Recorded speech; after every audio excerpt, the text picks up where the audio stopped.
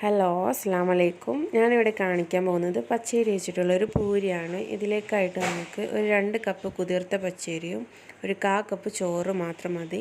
അപ്പോൾ ആദ്യം നമുക്ക് മിക്സിയുടെ ജാറെടുത്ത് ഈ ചോറും പച്ചരിയോടെ അതിലേക്ക് ഇടാം. അതിനുശേഷം ആവശ്യത്തിന് കുറച്ച് വെള്ളം, അത് മുങ്ങി നിൽക്കുക മാത്രം വെള്ളം കൂടി ഒഴിച്ച് നമുക്കിത് നന്നായി അരച്ചെടുക്കാം. ഇനി ഇത് നമുക്കൊരു പാത്രത്തിലേക്ക് ഒഴിക്കാം. ഇതിലേക്ക് കൂടുതൽ വെള്ളത്തിൻ്റെ ആവശ്യമൊന്നുമില്ല. ഇത് ഈ ഒരു പരുവം മതി.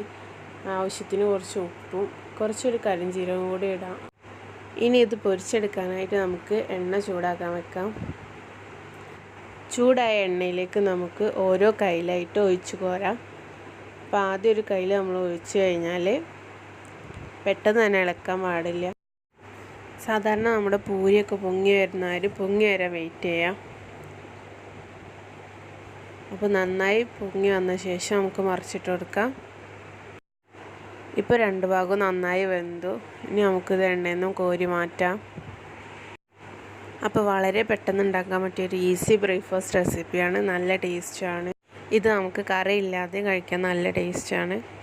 അപ്പോൾ ഇഷ്ടപ്പെട്ടാണെങ്കിൽ എല്ലാവരും ട്രൈ ചെയ്ത് നോക്കാം.